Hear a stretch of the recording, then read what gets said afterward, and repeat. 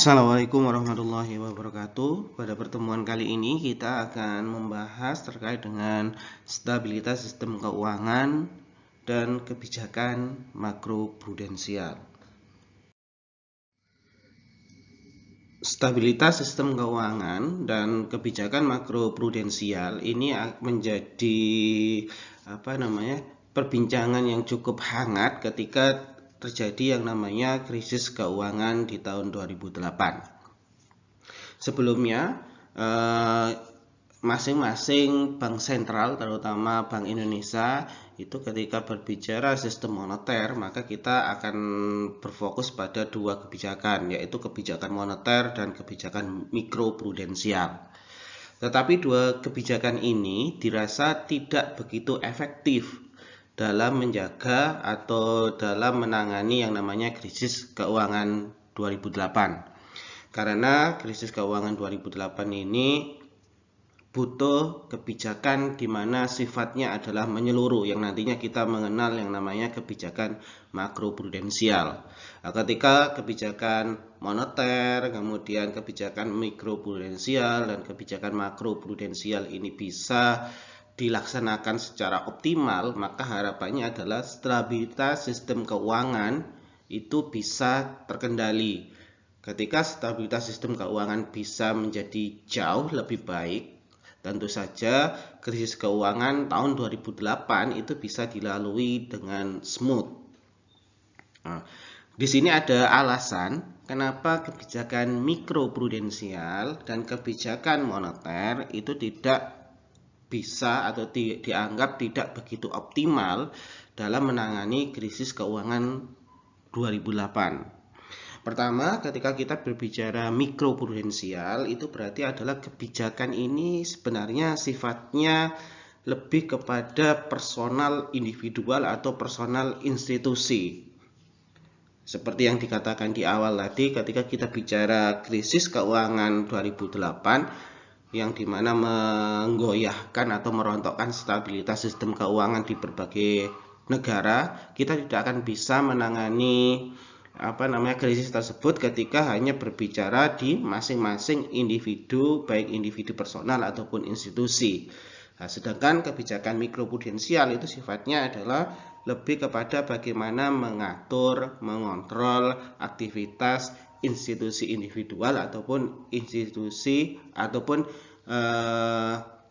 individu itu sendiri.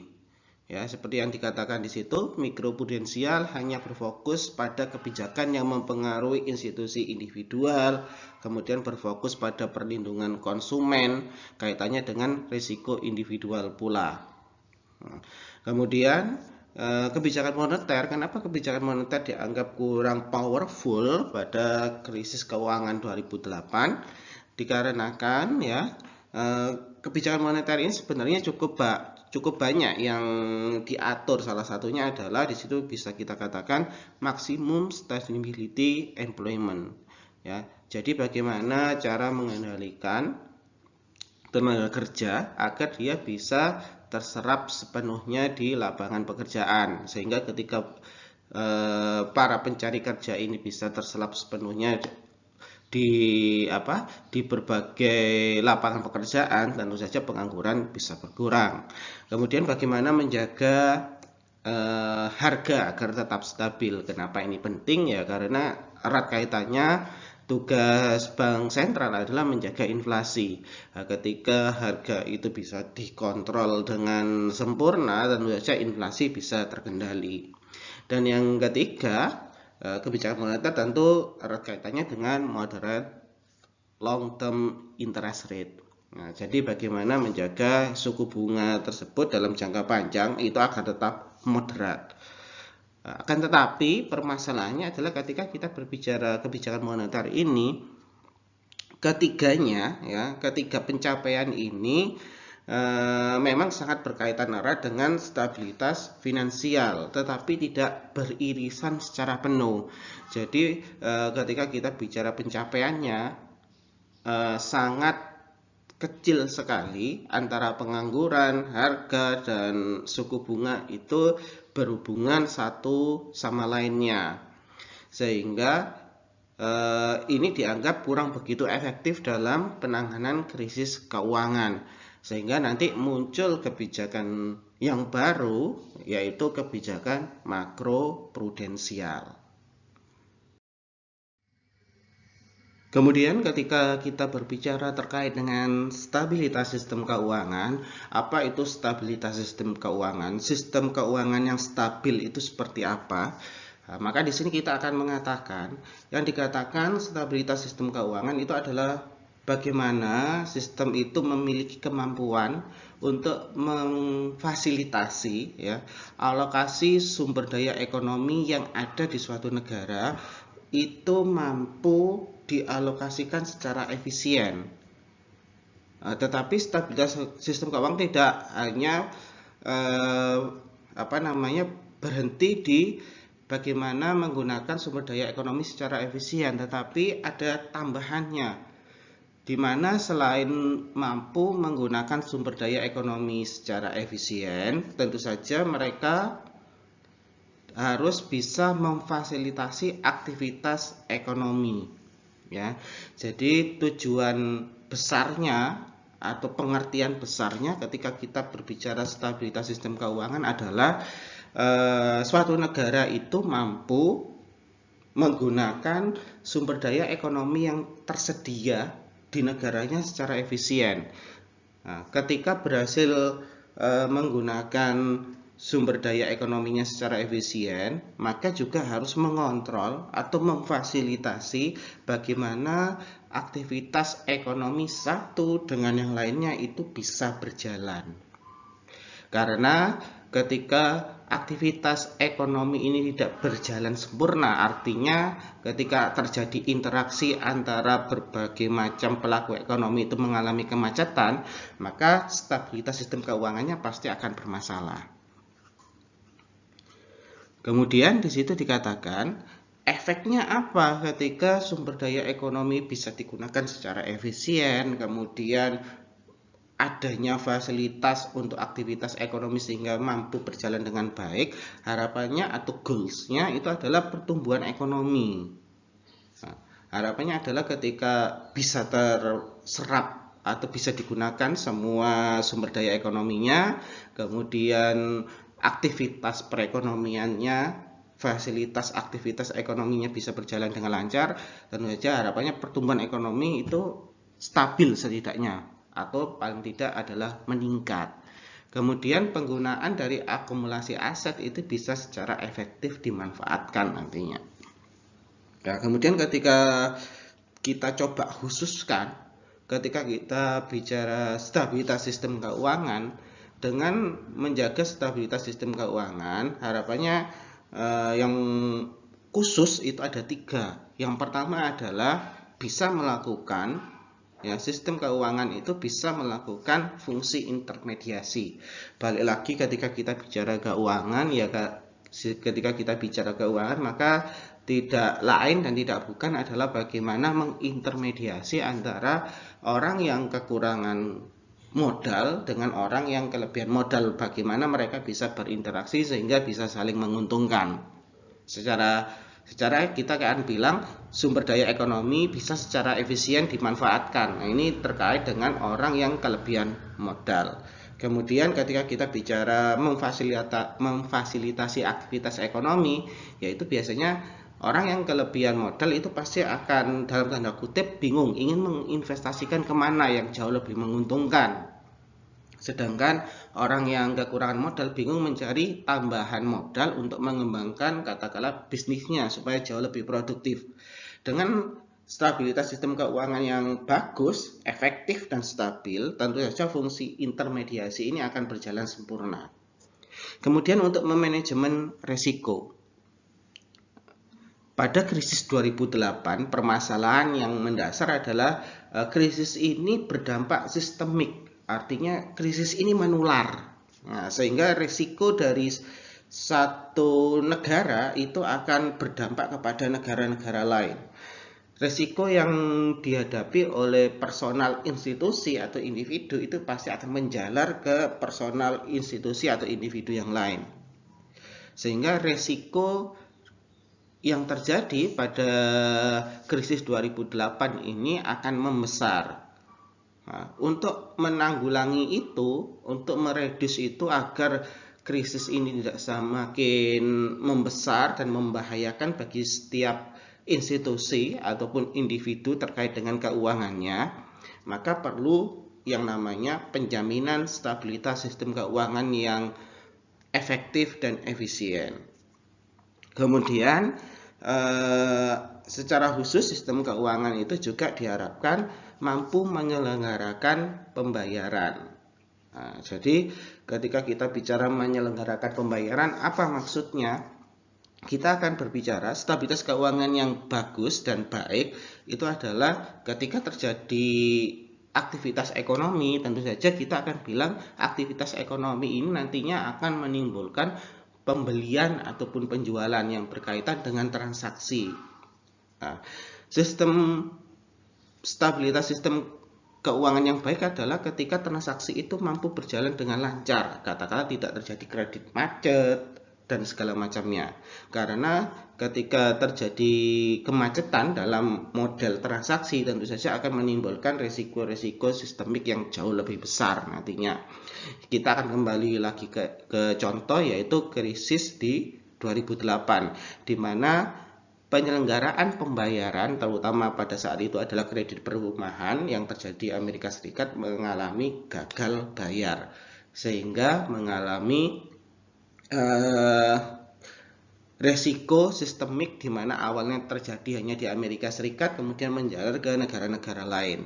Nah, harapannya dengan bank sentral fokus dan konsen terhadap pengendalian sistem keuangan agar tetap stabil, harapannya adalah pembayaran, sistem-sistem pembayaran yang ada di negara masing-masing itu mampu berjalan dengan lancar. Mempertahankan kemampuan di atas pada saat terjadi kejutan ekonomi. Nah, stabilitas sistem keuangan ini diharapkan adalah ketika suatu negara, tentu saja nantinya ketika kita berbicara perekonomian ataupun yang berkaitan dengan finansial keuangannya, ada saatnya suatu negara itu terjadi boom ekonomi, ada kalanya negara tersebut terjadi resesi, ada kalanya pertumbuhan ekonominya cukup meloncat cukup tinggi, tapi ada kalanya ekonominya mengalami downgrade. Nah, ketika terjadi hal-hal seperti itu, ya, harapannya kejutan-kejutan ekonomi yang terjadi seperti itu, bank sentral itu mampu mengatasi atau meredam kejutan-kejutan tersebut, sehingga ketika terjadi kemunduran ekonomi ataupun ekonominya sedang goyah, itu tidak terlalu berdampak buruk kepada pertumbuhan ekonomi secara menyeluruh. Jadi itu adalah definisi terkait dengan stabilitas sistem keuangan. Kemudian untuk mencapai stabilitas sistem keuangan, maka diperlukan berbagai macam kebijakan untuk menyokong agar stabilitas sistem keuangan tersebut tetap terkendali. Kebijakan-kebijakan tersebut antara lain seperti yang pertama adalah kebijakan fiskal, di mana kebijakan fiskal di sini adalah sepenuhnya merupakan kebijakan yang disusun oleh pemerintah. Kemudian ada kebijakan mikroprudensial, moneter, makroekonomi, infrastruktur sistem keuangan, di mana keempat kebijakan ini sebagian besar wewenangnya ada di bawah Bank Indonesia. Kemudian ada capital control. Capital control ini biasanya adalah bauran antara kebijakan yang biasanya disusun oleh pemerintah dan bank sentral. Dalam hal ini capital control adalah berusaha untuk mengendalikan jumlah modal yang terdapat di suatu negara, di mana ada kalanya suatu negara itu mengalami capital outflow ataupun inflow, di mana negara harus mampu mengendalikan agar stabilitas sistem keuangan di suatu negara bisa tercapai. Di sini kita akan membahas terlebih dahulu terkait dengan pengertian atau definisi dari kebijakan makroprudensial. Ketika berbicara makroprudensial, seperti yang telah diinformasikan sebelumnya, bahwa kebijakan makroprudensial ini muncul pada saat terjadinya krisis global pada tahun 2008, sehingga kebijakan makroprudensial ini mulai digalakkan atau dibentuk. Kebijakan makroprudensial ini bisa kita katakan adalah kebijakan, paket-paket kebijakan ya, yang dibuat oleh bank sentral, di mana bank sentral membuat beberapa macam kebijakan makroprudensial yang ditujukan lebih kepada aktivitas sistem keuangan, yaitu berupa kredit. Ya. Jadi kebijakan makroprudensial itu ditujukan untuk mengatur aktivitas sistem keuangan yang ada di suatu negara, terutama dikhususkan pada kegiatan kredit. Nah, kemudian pertanyaan muncul, kenapa lebih dikhususkan pada aktivitas kredit? Karena belajar dari kasus krisis global, di mana krisis ini terjadi akibat adanya gagal bayar dari aktivitas kredit perumahan yang terjadi di Amerika Serikat. Nah, dengan adanya kebijakan makroprudensial ini, harapannya adalah kegiatan kredit di suatu negara bisa terjaga, situasi keuangannya bisa terkendali. Nah, sehingga nantinya diharapkan ketika terjadi guncangan atau terjadi permasalahan pada sistem keuangan, maka permasalahan tersebut tidak sampai berdampak sistemik, artinya tidak sampai berdampak meluas ke sektor-sektor lainnya, sehingga dibutuhkan yang namanya kebijakan makroprudensial. Nah, kemudian ketika kita mengkaitkan kebijakan makroprudensial dengan Indonesia, untuk apa kebijakan makroprudensial ini diterapkan di Indonesia? Nah, di Indonesia sendiri kebijakan makroprudensial itu dilakukan oleh Bank Sentral, dalam hal ini adalah Bank Indonesia selaku otoritas moneter. Jadi ketika kita berbicara kebijakan makroprudensial, kemudian ada kebijakan mikroprudensial, makroprudensial itu lebih ditekankan kepada Bank Indonesia, sedangkan mikroprudensialnya itu diterapkan pada OJK. Nah, BI menggunakan instrumen kebijakan ini salah satunya adalah untuk mencapai indikator-indikator ekonomi yang diinginkan, seperti katakanlah meningkatkan atau mempertahankan pertumbuhan ekonomi yang ada di Indonesia, kemudian menstabilkan kondisi jasa keuangan yang tidak seimbang. Jadi bisa kita simpulkan, kebijakan makroprudensial yang diterapkan di Indonesia setidaknya yang pertama tadi dikhususkan untuk aktivitas kredit. Ketika ada permasalahan dalam sistem keuangan terlebih pada aktivitas kredit, nantinya tidak berdampak meluas. Kemudian di Indonesia, Bank Sentral menggunakan kebijakan makroprudensial ini salah satunya adalah supaya indikator ekonomi yang diharapkan itu bisa sesuai. Katakanlah ketika kita berbicara pertumbuhan ekonomi yang diharapkan agar sesuai dengan target yang ingin diinginkan, maka kebijakan makroprudensialnya harus bagus. Kemudian menstabilkan kondisi jasa keuangan yang tidak seimbang. Jadi ketika ada permasalahan pada sistem keuangan atau jasa keuangan, maka untuk menstabilkan atau menyehatkan kembali kondisi jasa keuangan itu bisa menggunakan yang namanya kebijakan makroprudensial. Di sini kita akan membicarakan terkait dengan apa tujuan dari adanya sebuah kebijakan makroprudensial. Yang pertama adalah dengan adanya kebijakan makroprudensial, maka diharapkan ada yang namanya mitigasi risiko. Apa itu mitigasi risiko? Di situ katakan ketika ada suatu goncangan seperti krisis, tentu saja krisis itu akan berdampak meluas yang kita sebut dengan sistemik. Nah, sebelum resiko-resiko yang ada pada keuangan tersebut meluas, ya, kebijakan makroprudensial ditujukan untuk meredam dulu resiko yang nantinya akan muncul, yang kita sebut dengan mitigasi resiko.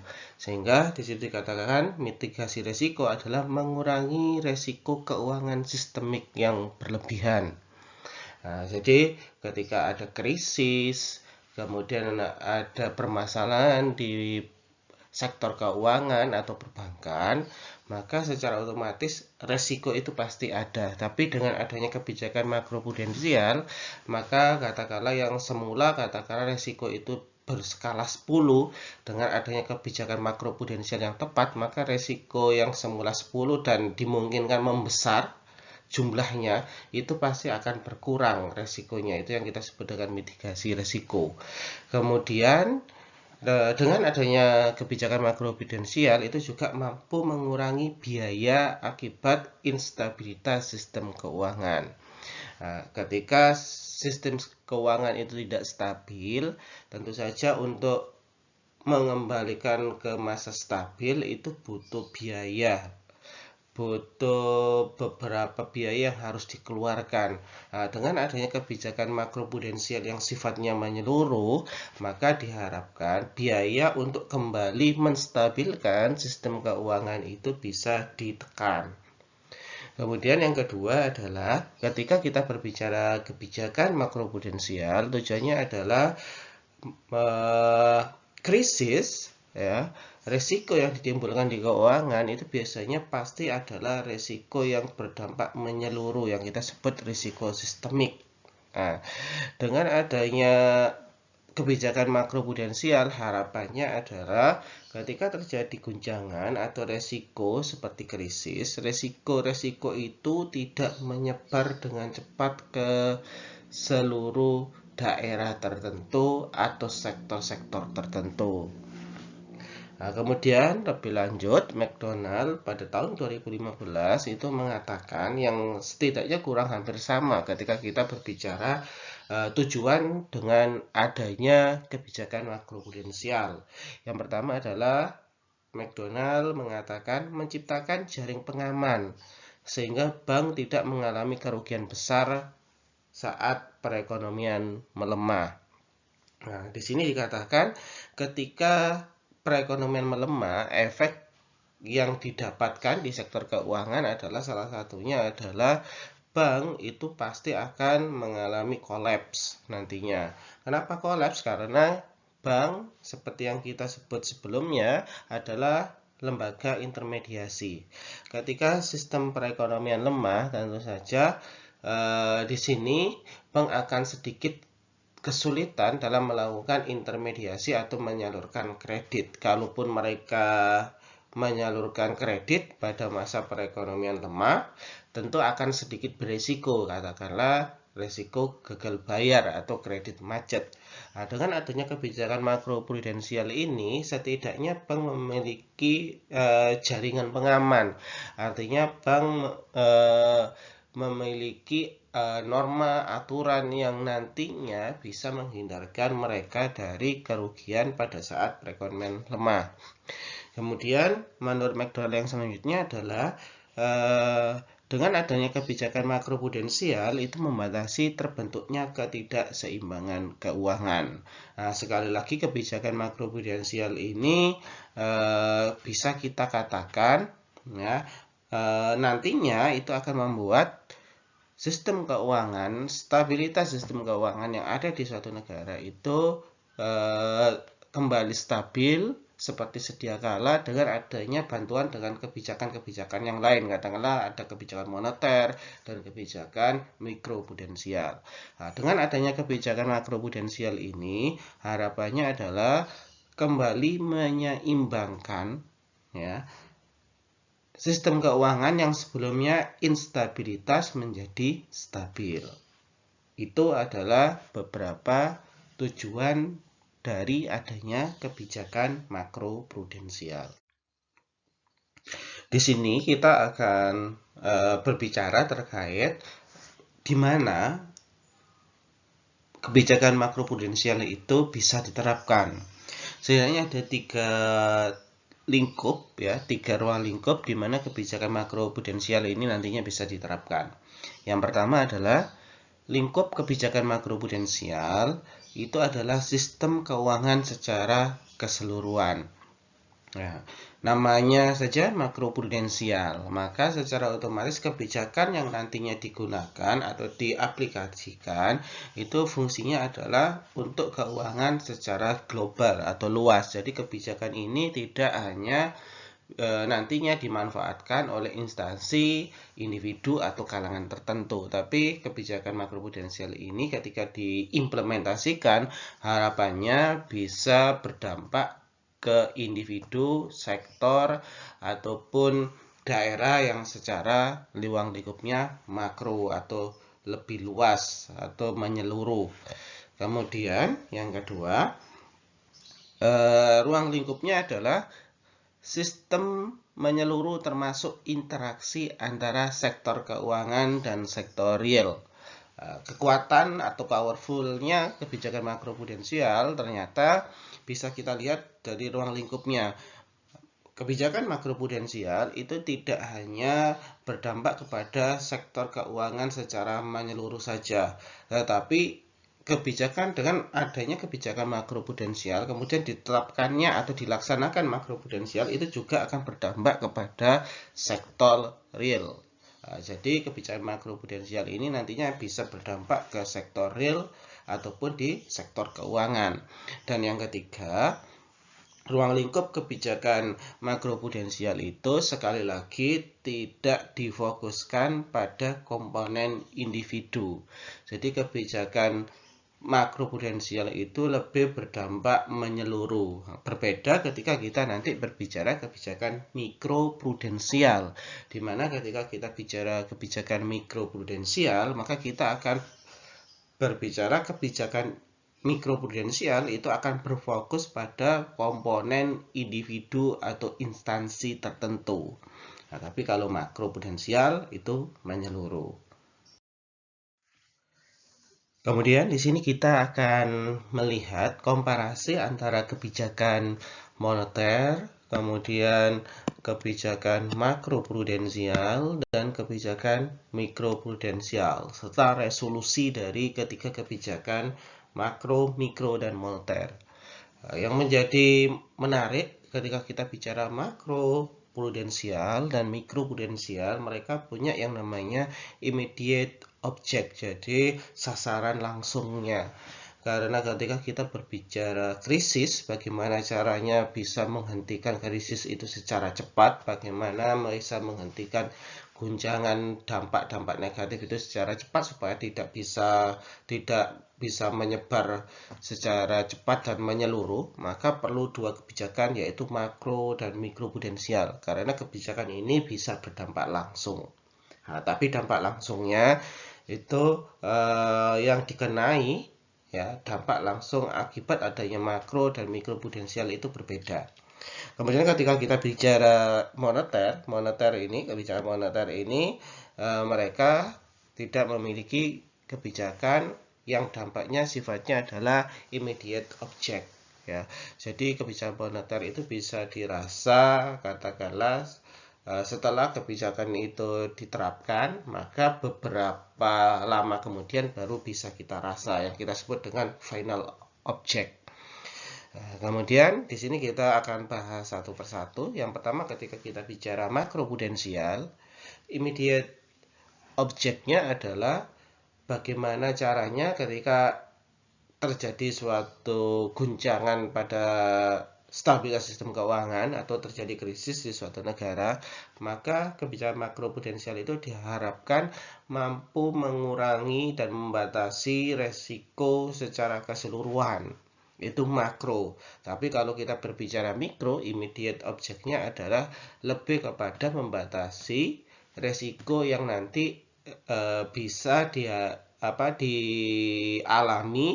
oleh individu ataupun oleh institusi secara individual.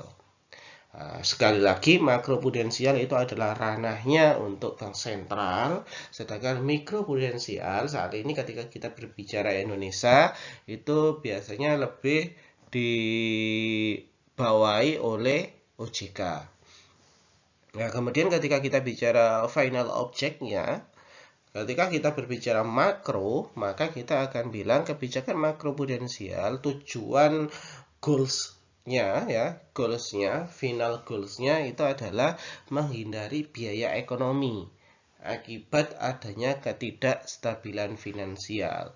Jadi harapannya ketika kebijakan makroprudensial itu sudah diterapkan dari awal dan efektif, maka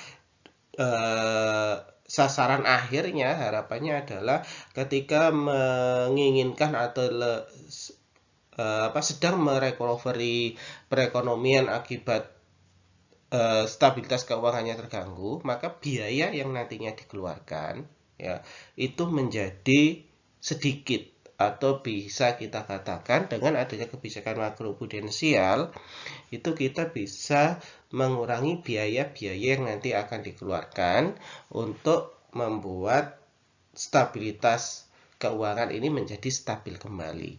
Sedangkan ketika kita bicara mikroprudensial, tujuan akhirnya dengan adanya kebijakan itu adalah bagaimana para depositor ataupun konsumen itu nanti aman ya. Jadi ketika kita bicara stabilitas keuangan yang goyah, maka biasanya yang mendapatkan kerugian paling besar adalah para konsumen ataupun depositor.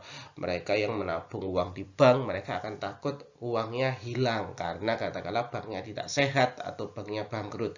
Mereka yang menanamkan investasi di pasar saham ditakutkan mereka mengalami kerugian dan uangnya tidak kembali ya. Dengan adanya kebijakan mikroprudensial, mereka para depositor dan konsumen akan dilindungi oleh kebijakan-kebijakan mikroprudensial yang sudah dibuat.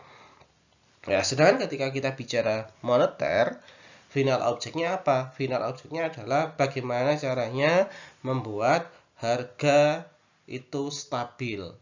Nah, ketika harga stabil, tentu saja itu sebagai indikator di mana berarti stabilitas keuangan di suatu negara tersebut kembali pulih. Kemudian bagaimana caranya? Ketika kita berbicara moneter, maka tingkat penganggurannya rendah. Tentu saja ketika harga-harga mulai stabil, tingkat konsumsinya mulai meningkat seperti sedia kala, tentu saja nanti aktivitas produksi akan semakin semakin meningkat, kemudian kebutuhan akan tenaga kerja juga semakin tinggi yang nanti mengakibatkan angka pengangguran juga akan menjadi rendah. Di mana sasaran akhirnya ketika stabilitas harga itu bisa dicapai, kemungkinan pengangguran itu menjadi turun atau rendah, maka harapannya adalah pertumbuhan ekonomi akan bergerak kembali naik. Nah, ketika pertumbuhan ekonomi bergerak kembali naik, maka secara otomatis stabilitas keuangan di negara tersebut terkendali. Kemudian apa resolusi dari kebijakan makro, mikro, dan moneter? Setidaknya dengan adanya ketiga kebijakan ini, maka diharapkan menyelenggarakan sistem pengaturan dan pengawasan terhadap keseluruhan kegiatan di sektor keuangan, baik perbankan maupun lembaga keuangan non-perbankan. Jadi dengan adanya tiga kebijakan ini, harapannya kalau makro itu lebih kepada pengaturan dan pengawasan secara global menyeluruh, sedangkan mikro prudensial itu adalah melakukan pengaturan dan pengawasan terhadap masing-masing individu pelaku dalam perekonomian. Kemudian kalau moneter itu akan berkaitan melakukan pengawasan dan pengaturan terkait dengan harga, pengangguran, dan pertumbuhan ekonomi. Ketika kebijakan ini berfungsi dengan baik di suatu negara, tentu saja kita akan bilang, berarti sektor keuangannya nanti akan sehat. Katakanlah yang semula sakit, sektor keuangannya sakit, entah karena kredit macet, ataupun karena aktivitas investasi yang tidak wajar, nantinya dengan adanya ketiga kebijakan ini yang digunakan secara seefektif dan seefisien mungkin, harapannya adalah sektor keuangan itu akan kembali sehat.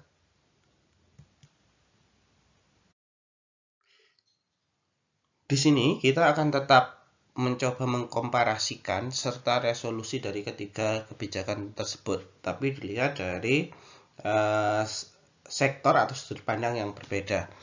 Yang pertama, ketika kita lihat terkait dengan indikator, maka kebijakan makroprudensial itu indikatornya adalah ketika kita berbicara terkait dengan harga-harga yang stabil, kemudian stabilitas di pasar keuangan, dan kesehatan lembaga keuangan. Itu ketika kita bicara makroprudensial.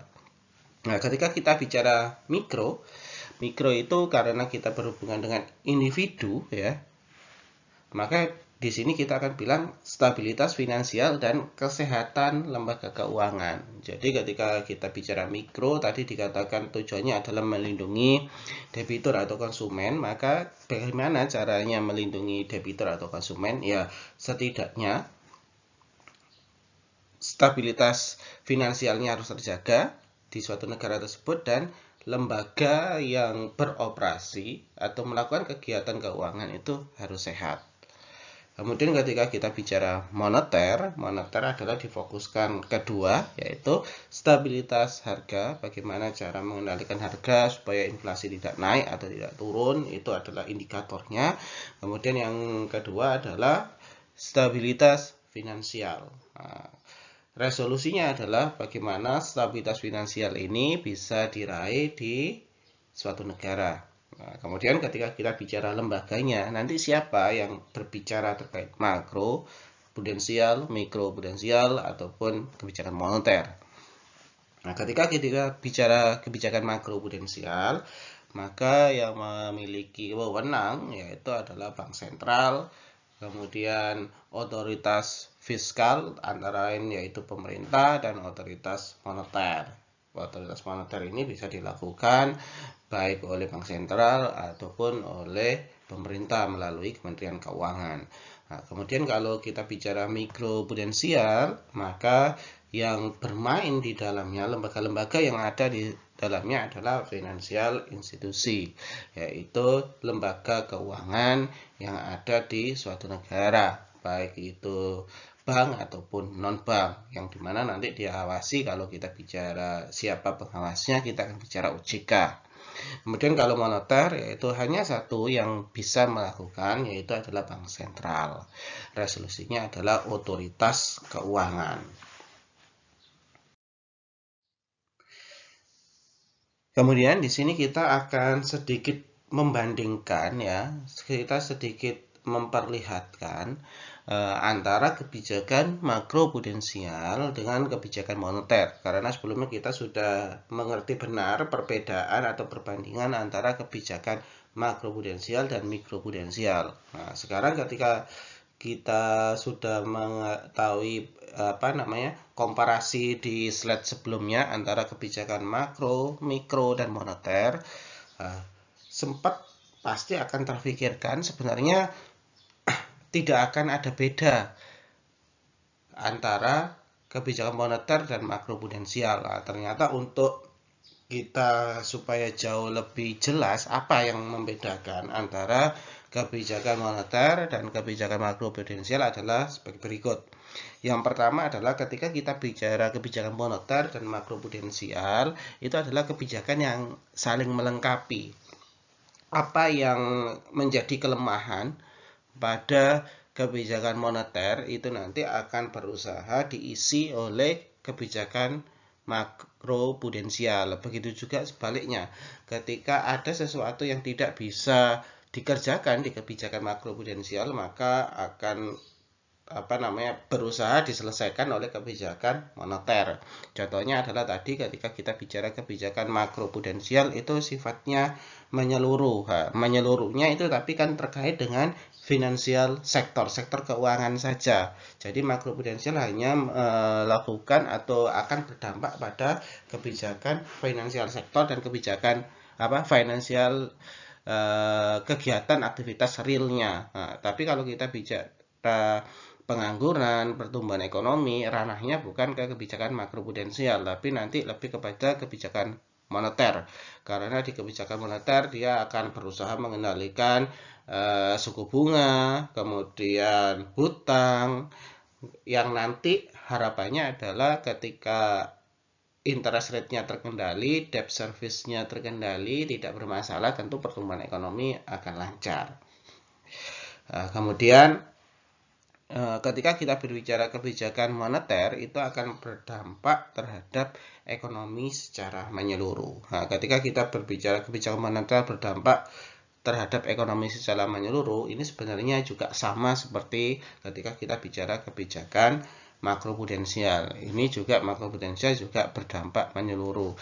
Yang bisa Anda coba bandingkan di sini ya, ketika kita bicara makroprudensial, dia fokusnya adalah ke lending.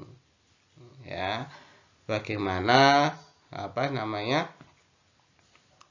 lending itu terkait dengan fundnya ya, itu bisa berjalan dengan lancar. Kemudian ketika kita berbicara permintaan rumah tangga, kemudian ketika kita bicara monetary policy ya, dia lebih kepada bagaimana mengatur atau membuat aturan pengamanan terhadap debt service, kemudian balance sheet ya.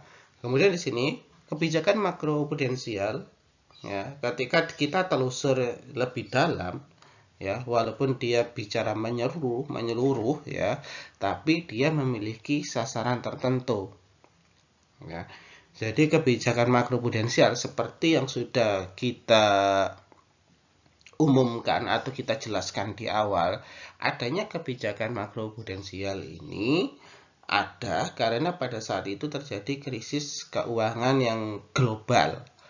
Untuk mengendalikan supaya tidak menyeluruh, krisis tersebut tidak merembet kemana-mana ke sektor-sektor lainnya dan tidak bertambah besar, maka harus ada kebijakan yang mampu mengcover itu.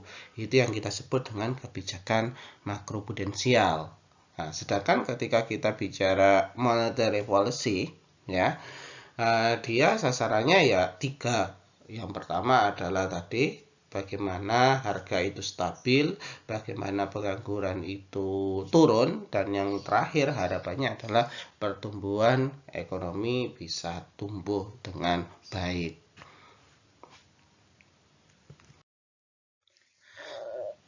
Kemudian di sini kita akan berbicara terkait dengan resiko-resiko sektor keuangan. Sebenarnya ketika kita berbicara resiko yang terdapat di sektor keuangan itu cukup banyak dan bervariasi. Di sini kita akan hanya berbicara 2 resiko terkait makroprudensial, mikroprudensial, dan stabilitas keuangan serta kebijakan moneter. Di mana resiko yang pertama itu adalah resiko sistemik. Risiko sistemik ini adalah kata yang sebelumnya sering kita ucapkan di pertemuan kali ini, di mana risiko sistemik ini adalah terjadinya ketidakseimbangan keuangan antara waktu dan prosiklikalitas dari sistem keuangan. Risiko yang dihadapi sektor keuangan dan terdistribusi secara menyeluruh ke semua institusi sistem keuangan domestik ataupun eksternal. Jadi ketika kita bicara risiko sistemik, itu adalah risiko yang tidak hanya ditanggung oleh satu sektor, satu institusi, tapi ketika kita bicara risiko sistemik itu adalah satu kesalahan itu nanti akan berdampak menyeluruh atau global, baik ke individu atau institusi yang ada di suatu negara. Jadi sederhananya ketika terjadi krisis di negara A, itu krisisnya tidak hanya dirasakan oleh negara A saja, tetapi negara B, C, D, E, dan negara-negara lainnya juga pasti akan terdampak.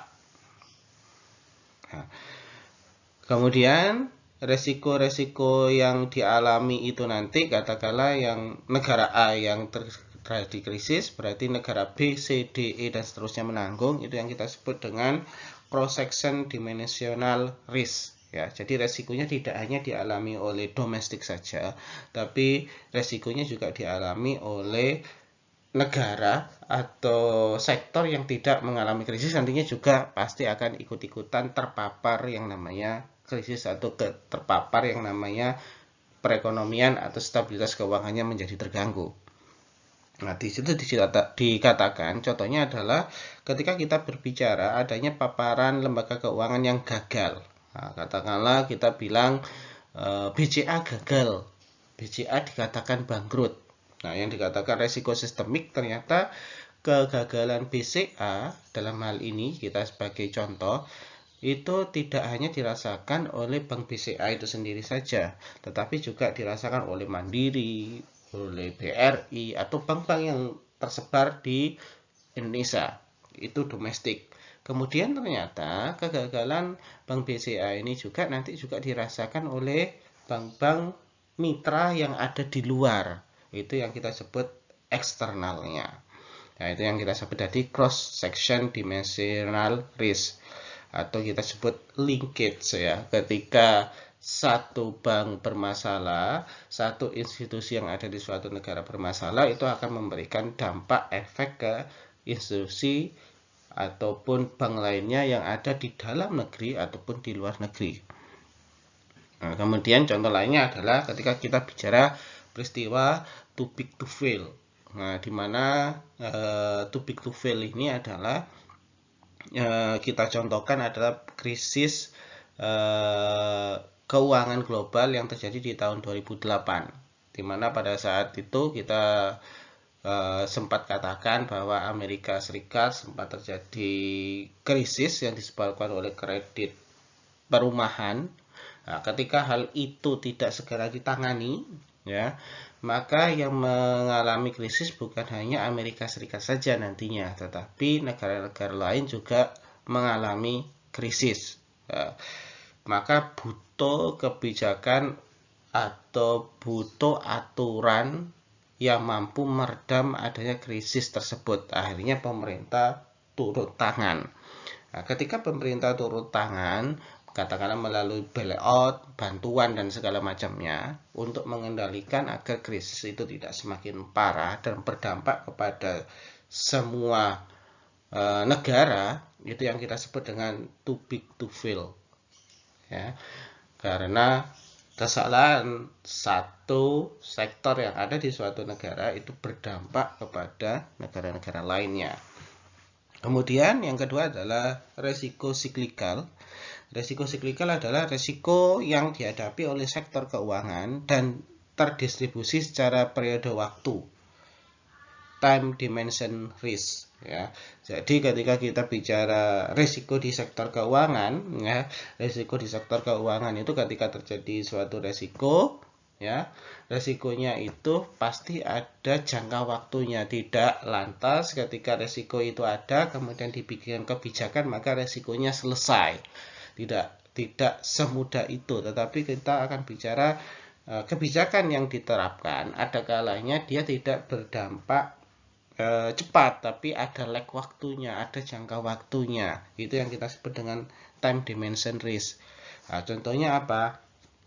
Boom bust cycle dalam suplai uang ya, ada kalanya uang itu ya penawarannya mengalami kenaikan dan penawarannya mengalami penurunan. Nah, di mana ketika terjadi kenaikan atau penurunan, baik mau banyak uang yang beredar ataupun banyak uang yang tidak diedarkan atau mengalami penurunan uang yang beredar, itu sama-sama akan ada risikonya. Oh, kalau uangnya beredar cukup banyak di suatu negara bisa menimbulkan inflasi katakanlah. Tapi di sisi lain, di sisi positifnya adalah dengan banyaknya uang yang beredar, tentu saja perekonomian akan semakin jalan. Nah, kemudian ketika kita bicara, oh ada kalanya uang itu yang beredar itu turun atau jauh lebih sedikit dari apa yang diminta. Itu nanti akan menyebabkan deflasi karena uang beredar di masyarakat sedikit. Nah, dampak negatifnya apa ya? Tentu saja aktivitas perekonomian akan menjadi terhambat karena media untuk melakukan aktivitas transaksi perdagangan adalah berupa uang, tapi uang yang tersedia itu sedikit. Itu namanya boom bust cycle ya. Artinya banyak sedikitnya uang beredar itu juga ada resiko nantinya. Kemudian ada yang kita sebut economic bubbles. Economic bubbles itu adalah terjadinya kenaikan harga-harga yang tidak wajar Ya, tiba-tiba harga-harga naik tidak wajar, dan suatu saat ketika harga itu turun, jatuh, maka itu akan menimbulkan yang namanya krisis. Nah, contohnya apa? Katakanlah ketika kita bicara krisis 97-98, di mana pada saat itu krisis itu banyak bersumber atau banyak terjadi di Asia. Kenapa? Kata saya itu katakanlah suku bunga yang ada di Asia cukup tinggi. Ya, ketika suku bunganya itu menggiurkan, tentu saja pengembalian modal yang ditawarkan di Asia tentu cukup menggiurkan para investor, sehingga banyak modal itu berbondong-bondong datang ke negara-negara Asia.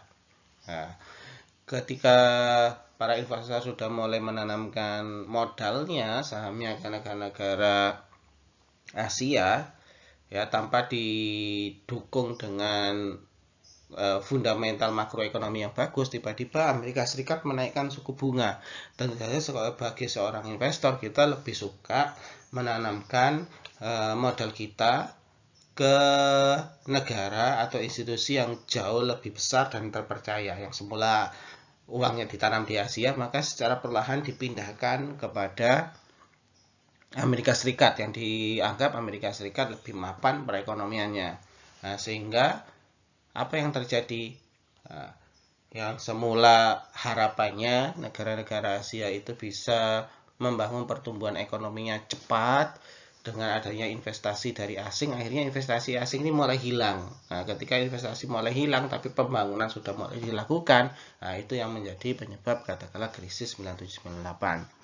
Nah, kemudian yang paling dekat adalah ketika kita bicara perekonomian di era yang baru, katakanlah dengan adanya internet itu cukup mengubah sistem perekonomian yang ada di dunia.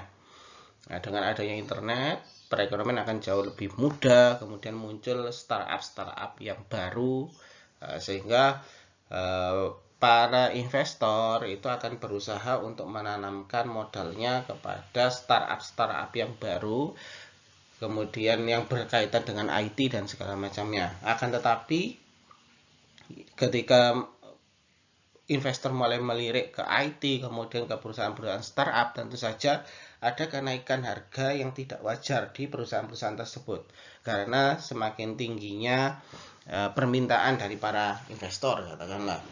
Nah, tetapi ketika perusahaan startup tersebut tidak siap terhadap banyaknya modal yang masuk untuk membiayai mereka, kemudian perusahaan IT tidak siap dengan banyaknya modal yang masuk di sektor-sektor IT, tentu saja dengan banyaknya modal yang masuk itu tentu akan menimbulkan chaos, akan menimbulkan kekacauan di sektor-sektor tersebut, karena sektor tersebut tidak bisa menerima atau tidak bisa mengalokasikan sumber daya alam, sumber daya modal yang masuk ke dalamnya.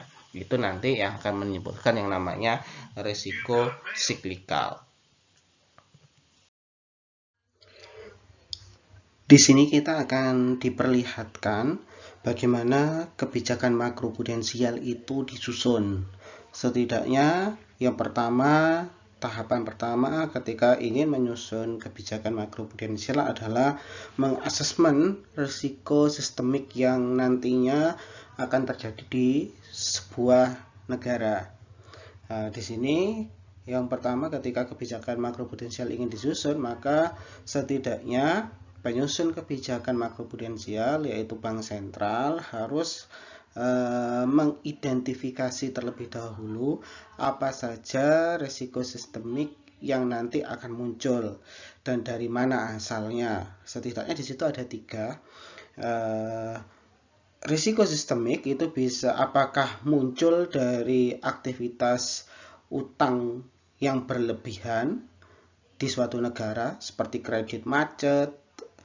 Kemudian yang kedua adalah apakah harga aset terevaluasi lebih tinggi, apakah harga-harga aset itu mengalami kenaikan yang tidak wajar sehingga nanti bisa menimbulkan resiko. Dan yang ketiga adalah melihat resiko krisis yang nantinya akan terjadi apakah bersumber dari standar peminjaman yang menurun. Artinya syarat-syarat yang digunakan untuk proses peminjaman itu yang semula ketat dirubah menjadi agak sedikit ketat atau mengalami kelonggaran. Nah, ketika para penyusun kebijakan sudah menemukan apa penyebabnya, yaitu dengan cara asesmen tadi, baru lanjut ke tahapan yang kedua, yaitu adalah mempertimbangkan intervensi makroprudensial. Nah, ketika berbicara intervensi makroprudensial, di sini kita akan melihat di situ apakah kasus isu makroprudensialnya. Kemudian ketika sudah melihat isunya itu apa, kemudian penyebabnya itu apa, kemudian mulai dilihat apakah manfaat dari intervensi yang lebih tinggi dari biayanya. Nah, ketika ingin menerapkan intervensi makroprudensial, tentu harus ada yang ditanggung berupa biaya. Ketika kebijakan ini dilakukan, ternyata biayanya jauh lebih tinggi, tentu tidak akan efektif.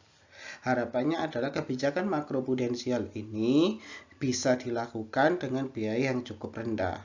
Nah, ketika mereka sudah mengetahui isu makroprudensialnya, isu kasusnya seperti apa, kemudian bisa mengkalkulasikan biayanya, baru yang tahapan yang selanjutnya, yaitu tahapan yang ketiga, yaitu adalah pemilihan instrumen yang akan digunakan nantinya. Ketika kita bicara kebijakan makroprudensial, itu nanti punya beberapa instrumen yang bisa digunakan. Nah, ketika melakukan pemilihan instrumen, setidaknya ada 3 yang harus diperhatikan. Yang pertama adalah apakah tujuan dan target dari intervensi tersebut. Jadi kebijakan makroprudensial itu nantinya ketika diterapkan digunakan untuk apa?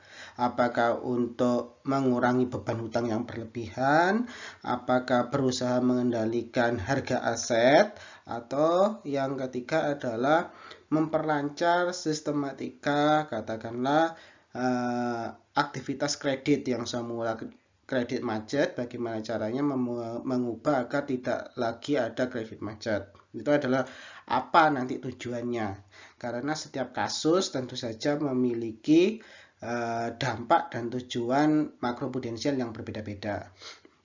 Kemudian ketika memilih pemilihan instrumen, itu yang harus diperhatikan selanjutnya adalah instrumen makroprudensial apa yang bisa untuk mencapai tujuan tersebut. Nah, jadi harus ditetapkan kebijakan makroprudensial itu harus sesuai dengan tujuan yang ingin diharapkan. Kemudian yang ketiga, apakah bauran kebijakan yang optimal? Seperti yang dikatakan sebelumnya, ada 3 kebijakan yang sudah kita bahas, yaitu kebijakan makroprudensial, kebijakan mikroprudensial, dan kebijakan moneter.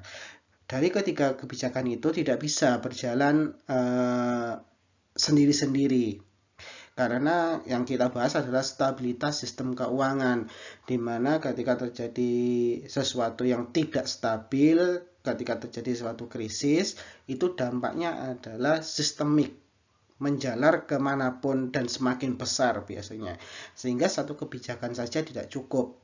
Nah, ketika ingin menjaga stabilitas sistem keuangan, tentu saja kebijakan makroprudensial ini harus disesuaikan dengan kebijakan-kebijakan yang lainnya.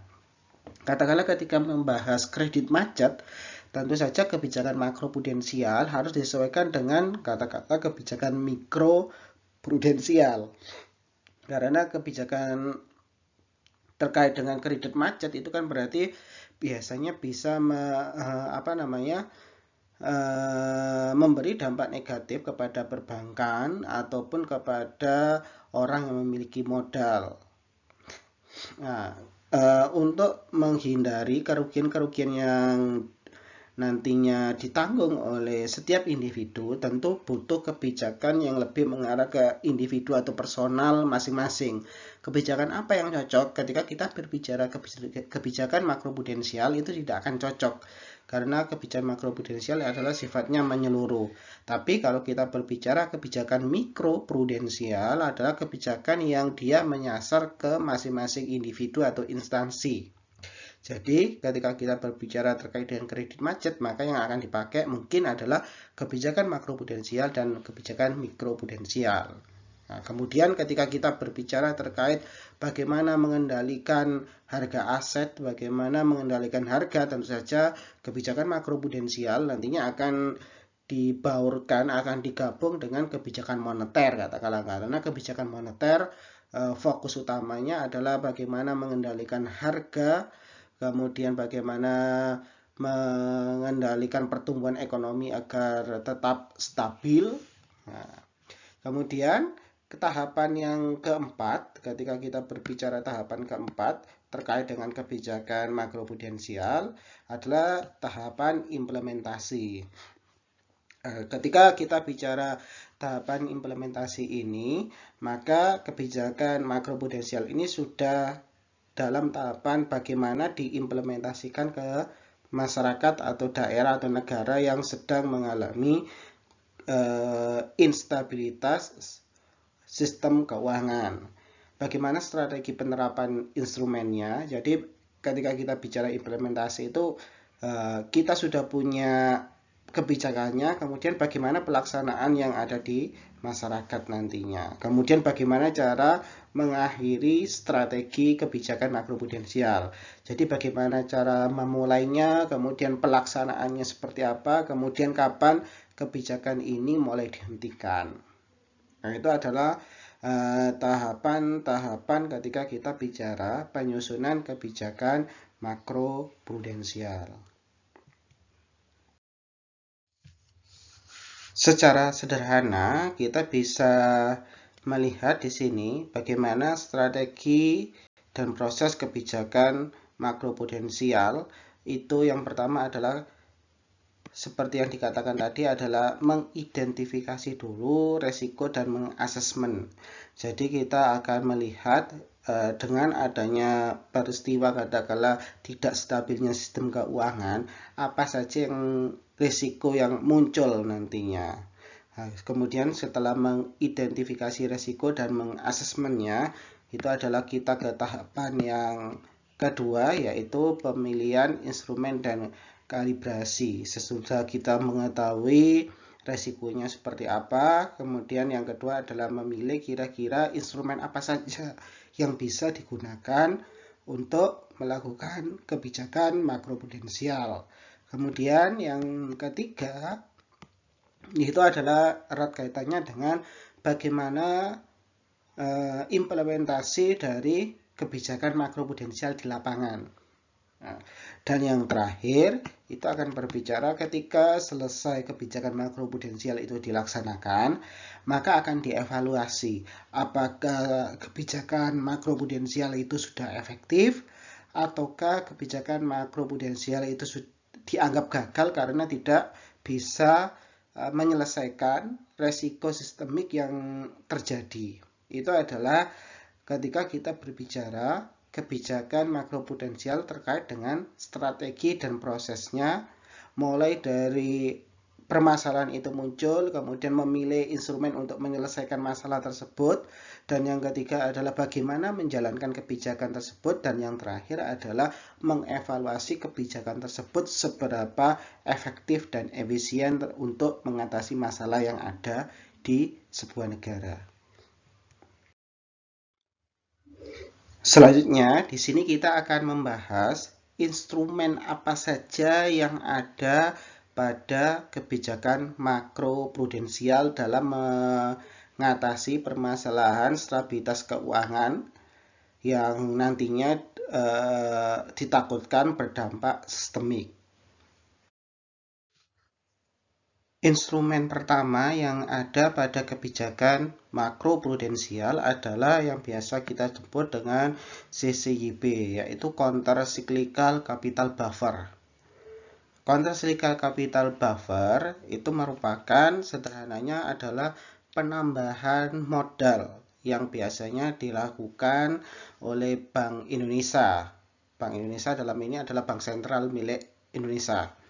Penambahan modal ini fungsinya adalah untuk penyangga atau buffer, untuk mengatasi kerugian apabila terjadi pertumbuhan kredit ataupun pembiayaan perbankan yang berlebihan, ya, sehingga berpotensi mengganggu stabilitas sistem keuangan.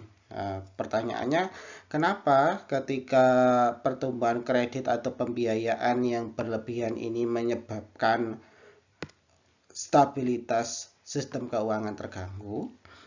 Ini sebenarnya bisa dicontohkan dari peristiwa katakanlah kredit macet.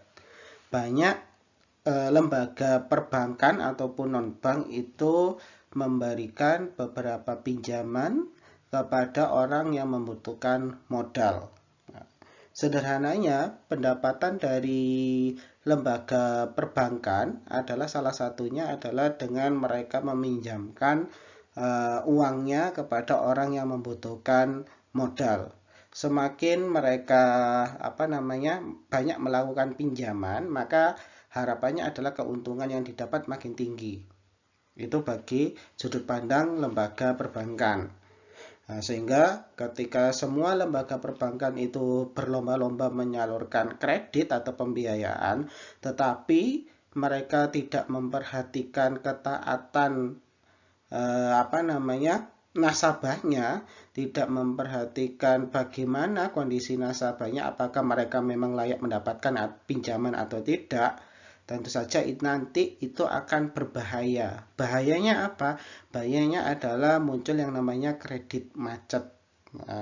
Untuk menghindari kredit macet, kemudian untuk menghindari perbankan yang nantinya kekurangan modal karena mereka terlalu banyak mengeluarkan pembiayaan atau kredit yang kita sebut dengan excessive credit growth, ya, maka di sini muncul yang namanya counter cyclical capital buffer, ya, memberikan tambahan modal sebagai penyangga perbankan agar tetap sehat. Resiko ini yaitu terkait dengan perilaku prosiklikalis, ya, penyaluran kredit perbankan, ya, ini cenderung meningkat seperti yang dikatakan tadi, ya. Kredit yang disalurkan oleh lembaga perbankan cenderung meningkat tajam yang kita sebut dengan ekspansif, ya, boom. Dan kemudian ada kalanya kredit itu tiba-tiba juga mengalami pelambatan. Mereka kredit itu mengalami pelambatan biasanya adalah ketika kondisi perekonomian sedang turun. Padahal harapannya adalah ketika terjadi stabilitas sistem keuangan, ya, harusnya aktivitas kredit itu akan tetap stabil, baik pada saat ekonomi mengalami kenaikan maupun ketika ekonomi mengalami penurunan.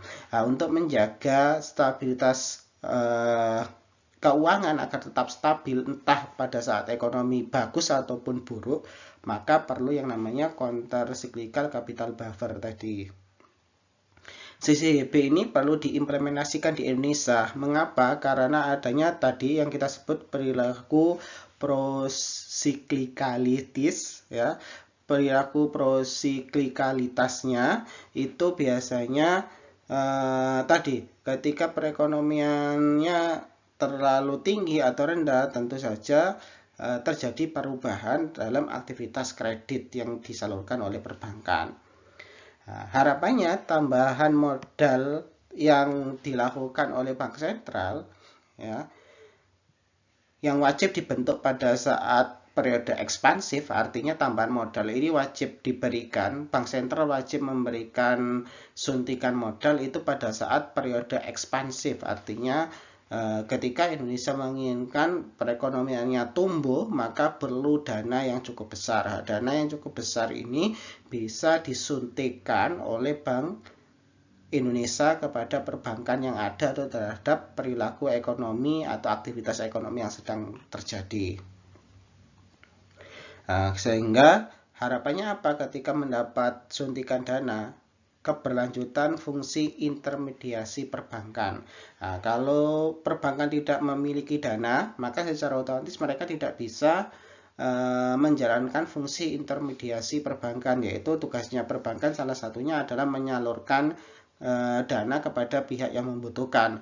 Tetapi kalau katakanlah terjadi kredit macet, kemudian bank tidak memiliki dana lagi karena uang atau modal yang mereka punya itu tertahan, maka otomatis mereka tidak akan bisa meminjamkan modal atau dana ke perusahaan atau ke individu lainnya. Dari sini ketika bank itu dianggap tidak bisa menjalankan fungsi intermediasinya, maka secara otomatis ya sudah, pertumbuhan ekonomi itu pasti akan stagnan. Ekonomi pasti akan jatuh nantinya. Stabilitas keuangannya pasti akan hancur. Untuk menjaga hal itu supaya tidak terjadi, maka bank sentral akan memberikan yang namanya tambahan modal atau yang kita kenal adalah counter cyclical capital buffer. Sehingga kita bisa bilang secara umum ya, ketika kita bicara Bank Indonesia, biasanya Bank Indonesia itu akan meningkatkan ya tambahan modal atau CCYB-nya itu, counter cyclical capital buffer itu akan ditingkatkan ya ketika ekonomi diharapkan mengalami ekspansi. Ya, ketika ekonomi lagi besar-besarnya, lagi ingin tumbuh, ya, maka Bank Indonesia merespon dengan meningkatkan besaran tambahan modal. Sebaliknya, Bank Indonesia itu akan menurunkan ya, Bank Indonesia itu nantinya juga bisa menurunkan besaran CCYB-nya adalah pada saat ekonomi dalam kondisi kontraksi. Ketika ekonominya menurun ya, biasanya Bank Indonesia juga pasti akan menurunkan tambahan modal. Percuma ketika ekonomi turun dikasih tambahan modal, modalnya nanti buat apa juga. Nah, kebijakan ini itu tidak terpisahkan dari ketentuan permodalan perbankan yang ditentukan atau yang dikeluarkan oleh OJK ya, dan yang diharapkan memperkuat daya tahan perbankan. Jadi ketika kita bicara CCYB, counter capital buffer ini biasanya memang makroekonomi ya, kebijakan makro ini memang semuanya akan dilakukan oleh Bank Indonesia. Tetapi seperti yang sudah kita bahas di awal, kebijakan makroprudensial itu tidak bisa berjalan efektif ketika dilakukan hanya satu kebijakan saja. Harus ada baurannya. Salah satunya adalah kebijakan mikroprudensial. Nah, ketika kita bicara kebijakan mikroprudensial, maka siapa yang melakukan? Yang melakukan adalah OJK. Nah, ketika kita bicara counter cyclical capital buffer, itu erat kaitannya dengan aktivitas kredit. Seperti yang kita sebutkan sebelumnya, ketika kita bicara kredit itu berarti dampak ketika kredit itu mengalami kemacetan atau mengalami resiko sistemik, yang pasti akan menerima risikonya itu adalah nasabah, lembaga keuangan ataupun pemilik modal. Nah, untuk meredam ya resiko yang muncul secara sistemik, maka kita bisa pakai kebijakan makroprudensial. Nah, sedangkan untuk meredam atau mengurangi resiko-resiko lembaga keuangan individual ataupun pemilik modal itu bisa menggunakan kebijakan mikroprudensial. Instrumen selanjutnya yang ada pada kebijakan makroprudensial yaitu terkait dengan loan to value atau financing to value. Ya, di sini sama-sama masih tetap berbicara terkait dengan kredit. Nah, tapi ketika kita bicara LTV sama FTV ini ya, loan to value sama financing to value ini adalah kredit yang lebih dititik beratkan pada yang namanya properti ya, ataupun ada kalanya adalah kredit yang berkaitan dengan kendaraan bermotor. Nah, kenapa kredit yang berkaitan dengan properti atau kendaraan bermotor ini penting, atau kita lebih sebut kenapa kredit yang berkaitan dengan aset-aset properti itu dianggap penting? Karena berbicara LTV atau FTV ini, salah satu penyebab terjadinya krisis keuangan adalah permasalahan di kredit. Ketika kita coba kerucutkan atau perdalam lagi, kredit apa yang menyebabkan sampai bisa terjadinya krisis finansial pada saat itu adalah kredit yang berkaitan dengan properti, kredit yang berkaitan dengan rumah. Nah, sehingga dengan belajar dari krisis yang terjadi pada tahun 2008, maka di sini salah satu kerangka instrumen kebijakan makroprudensial adalah memperhatikan terkait dengan rasio loan to value atau financial to value, ya, LTV ataupun FTV, ya. Dimana di sini kita bisa bicara kalau loan to value ataupun financial to value adalah rasio antara nilai kredit atau pembiayaan yang diberikan baik oleh bank umum, ya, konvensional ataupun syariah, ya, yang berkaitan dengan nilai agunan yang terdapat pada properti, ataupun ketika kita bicara kredit yang selanjutnya adalah ketika kita berbicara pembiayaan terkait dengan kendaraan bermotor. Nah, dalam perkembangannya terkini, ya, salah satu resiko yang dihadapi stabilitas sistem keuangan itu, ya, seperti yang dikatakan tadi, adalah ketika harga-harga properti itu naik, kemudian agunan atau kredit yang uang muka terkait dengan kendaraan bermotor atau properti itu juga pasti akan mengalami kenaikan juga, sehingga nanti ketika bermasalah dalam proses pembayaran kreditnya, baik itu kredit berupa properti ataupun kendaraan bermotor, tentu nanti akan bermasalah kepada yang namanya stabilitas sistem keuangan. Nah, ketika itu bermasalah, maka tentu saja akan berdampak sistemik nantinya. Nah, untuk menghindari risiko sistemik yang nantinya akan muncul, maka perlu kebijakan untuk mengatur, ya, terkait nilai agunan yang terdapat pada properti ataupun uang muka yang terdapat pada kredit kendaraan bermotor. Oleh sebab itu muncul kebijakan LTV atau FTV yang bertujuan sebagai instrumen makroprudensial yang mendorong fungsi intermediasi perbankan agar seimbang. Artinya orang yang membeli properti baik rumah, tanah, ataupun orang yang membeli kendaraan bermotor itu nantinya ketika mengalami kredit macet itu tidak sampai berdampak sistemik. Oleh sebab itu kredit-kredit terkait yang kita sebutkan tadi, properti dan kendaraan bermotor, perlu dijaga.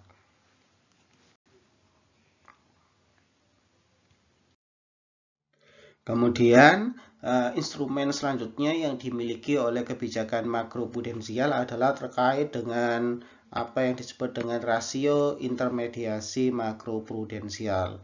Rasio intermediasi makroprudensial ini yang kita lebih sebut dengan RIM itu ada dua. Yang pertama adalah rasio intermediasi makroprudensial dan yang kedua adalah rasio intermediasi makroprudensial untuk syariah. Ya. Apa yang ada di RIM ini, ya, merupakan instrumen makroprudensial yang ditujukan untuk bagaimana mengelola fungsi intermediasi perbankan agar sesuai dengan kapasitas dan target pertumbuhan perekonomian.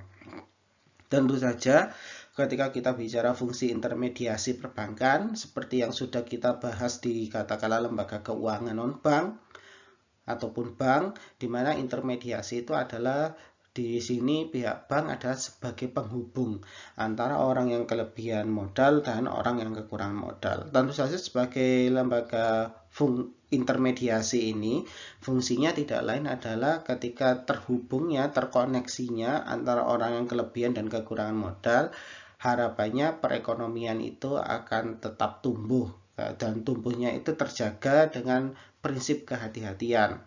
Artinya ketika perbankan itu ditunjuk sebagai lembaga intermediasi, harusnya ketika mereka mendapatkan kucuran dana dari orang-orang atau nasabah yang menabung, perbankan itu harus bisa memanfaatkan tabungan dari masing-masing individu itu disalurkan ke aktivitas yang tepat dan menguntungkan. Nah, ketika lembaga perbankan tidak menjaga prinsip kehati-hatian, permasalahannya adalah ketika perbankan itu secara seenaknya saja memberikan kredit tanpa melihat orang yang bersangkutan yang diberikan kredit itu bagaimana kriterianya, tentu saja itu nanti pasti akan merugikan perbankan karena nanti akan timbul kredit macet dan merugikan katakanlah pihak yang punya modal karena modalnya pasti akan hilang nantinya karena uang yang dia simpan ke lembaga keuangan itu tidak bisa dikembalikan nantinya karena ada kredit macet itu tadi. Maka perlu ada yang namanya rasio intermediasi makroprudensial. Kebijakan RIM atau RIM syariah ini mengakomodasi ya adanya keberagaman intermediasi perbankan ya. Jadi ketika kita bicara lembaga perbankan sebagai lembaga intermediasi itu caranya perbankan menyalurkan atau memutar uang itu beraneka ragam, bisa pakai aktivitas kredit secara umum, bisa diperjualbelikan, katakanlah perbankan bisa membeli atau menjual surat berharga, atau dengan aktivitas-aktivitas lainnya. Nah, tentu saja ketika melakukan kredit atau dengan melakukan investasi di surat berharga, harus ada rasio intermediasi makroprudensialnya supaya bank tetap hati-hati, supaya tetap ada modal yang tersimpan di perbankan. Nah, ketika hal itu bisa terjaga, maka dapat mencegah atau mengurangi resiko dan perilaku perbankan yang cenderung prosiklikalis. Ya, jadi aktivitas-aktivitas katakanlah perbankan yang terlalu berisiko dan menimbulkan risiko sistemik itu bisa dicegah atau dikurangi dengan adanya rasio intermediasi makroprudensial.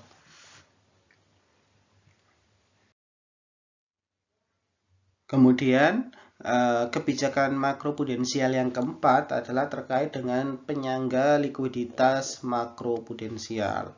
Yang dikatakan penyangga likuiditas makroprudensial di sini juga kita bagi menjadi dua.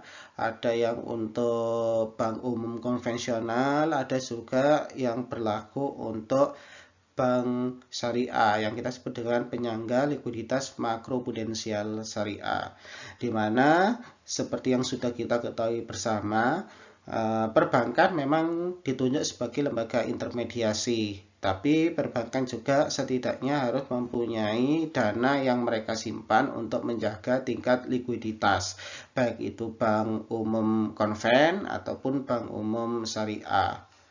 Dengan menjaga likuiditasnya, harapannya adalah perbankan baik itu bank umum ataupun umum konven ataupun bank umum syariah itu nanti tetap sehat. Katakanlah ketika terjadi penarikan sewaktu-waktu dalam jumlah yang besar, bank-bank yang sudah memiliki simpanan likuiditas yang sesuai standar yang sudah ditetapkan oleh Bank Indonesia, maka mereka tidak akan kesulitan untuk membayar likuiditasnya atau membayar hutang jangka pendeknya.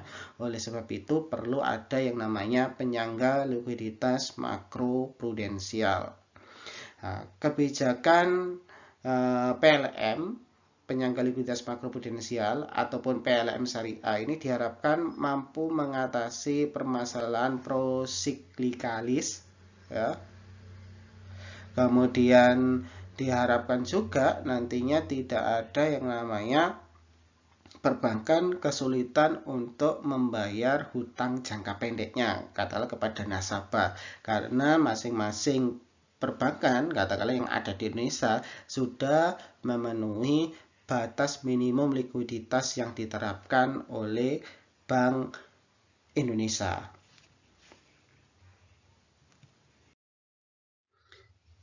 Demikian materi yang dapat kita sampaikan terkait dengan stabilitas sistem keuangan dan kebijakan makroprudensial. Terima kasih. Wassalamualaikum warahmatullahi wabarakatuh.